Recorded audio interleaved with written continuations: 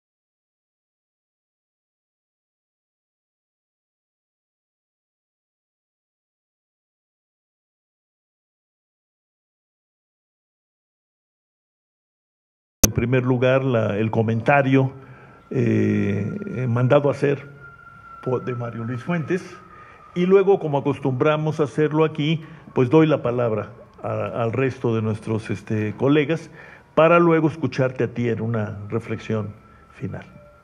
Muy bien, pues bienvenido, Juan Ramón, y te escuchamos.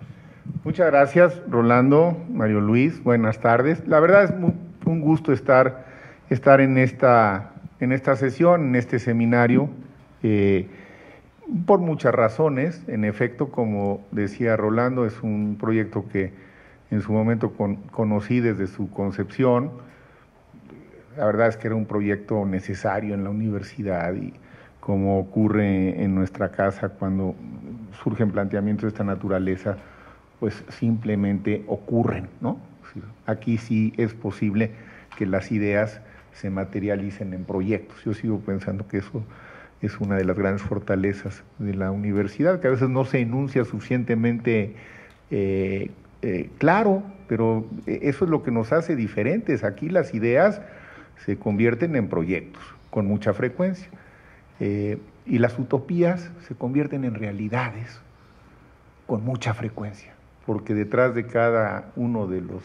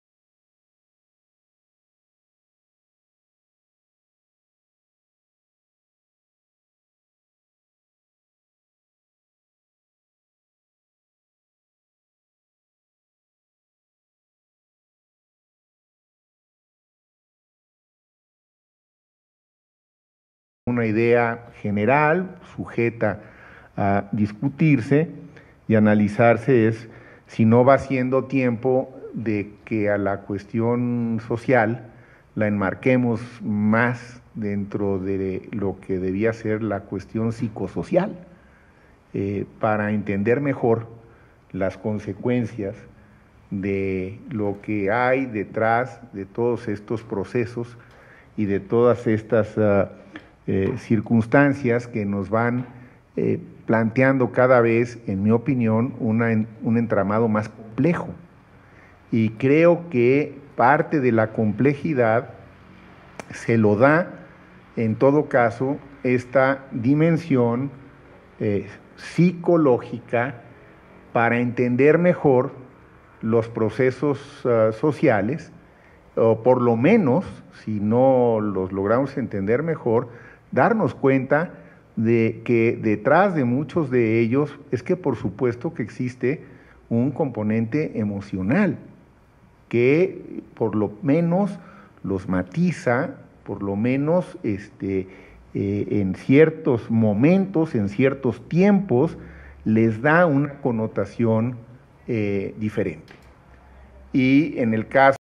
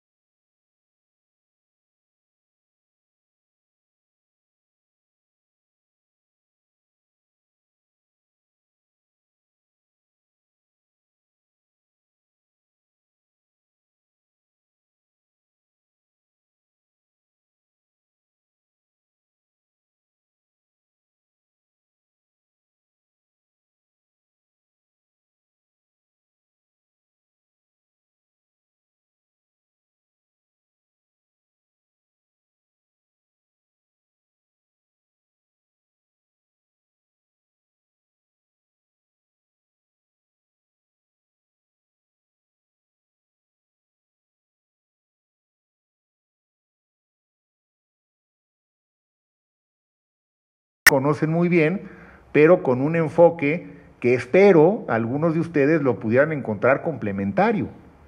Y si eso se logró, pues es fantástico. Y si a algunos de ustedes les parece que no tiene nada de complementario y que es más bien disparatado, pues también cumplió su objetivo, porque como lo digo muy claramente a lo largo del libro y al final lo reitero, la ventaja de una perspectiva médica es que uno siempre puede pedir una segunda opinión y entonces no pasa nada, ¿no? Esa segunda opinión no está de acuerdo con la primera y entonces pues, está bien, ¿no? De manera que no pretende ir más allá.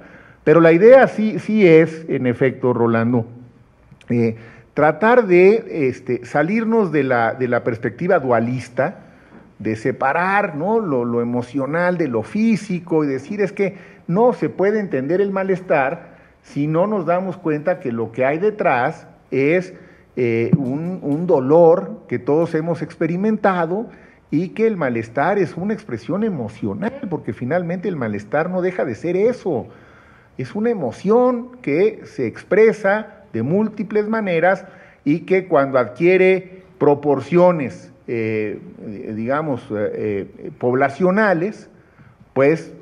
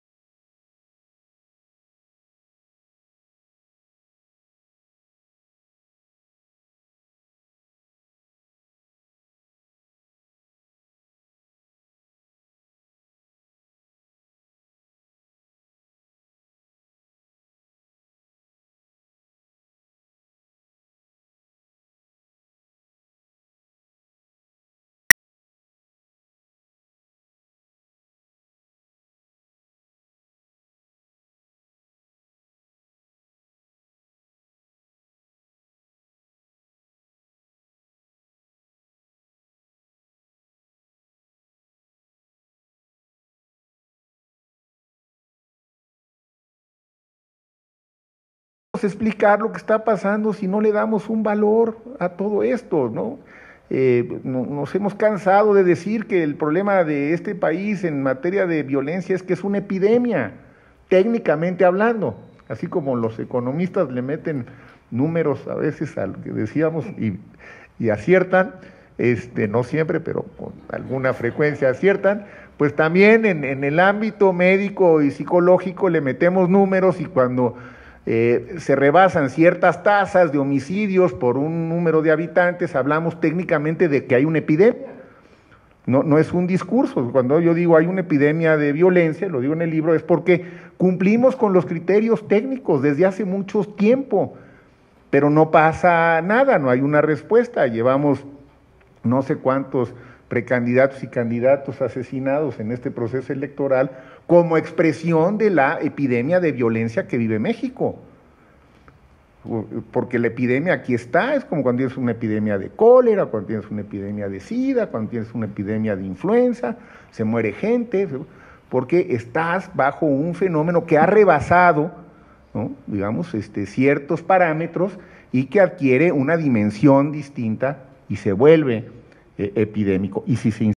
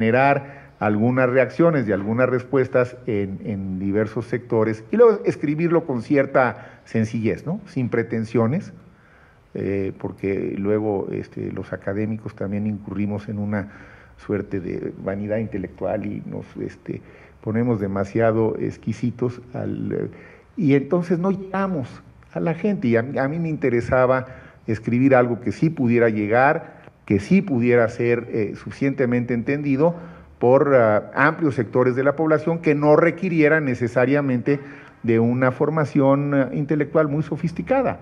Y también eso es parte del ejercicio que yo encuentro muy estimulante desde la academia, cuando uno quiere transmitir las cosas con la suficiente solidez, pero al mismo tiempo con la sencillez necesaria para que llegue a amplios sectores.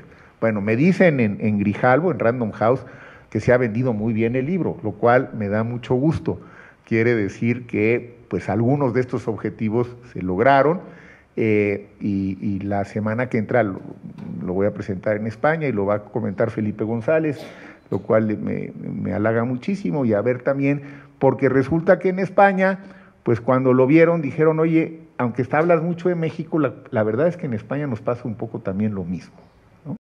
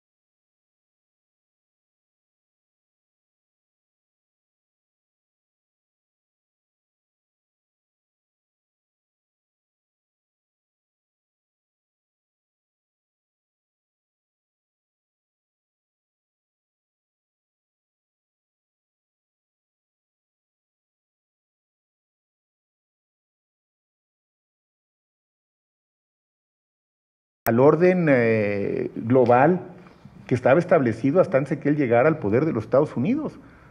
Lo trae de cabeza. Y en el fondo, lo que hay detrás de este hombre no es una ideología estructurada ni bien elaborada. Lo que hay es una emocionalidad volátil, en una personalidad muy narcisista de alguien que entiende su papel en el mundo y el papel de lo que él representa, sea su empresa, en este momento el país, que también lo ve como empresa, por cierto, pero grandota, ¿no? Y que su forma de interactuar con el mundo es más a partir de esta emocionalidad que tiene que ver con necesidades de intimidar, de gratificarse de manera inmediata, que de medir las consecuencias y lo que uno estaría pensando que cualquier jefe de Estado, más allá de su posición ideológica, debería estar haciendo. Entonces, bueno, pues por supuesto había que dedicarle algún espacio en el libro a Trump para poder entender nuevamente y digamos, viene a reforzar mi planteamiento inicial de cómo la parte emocional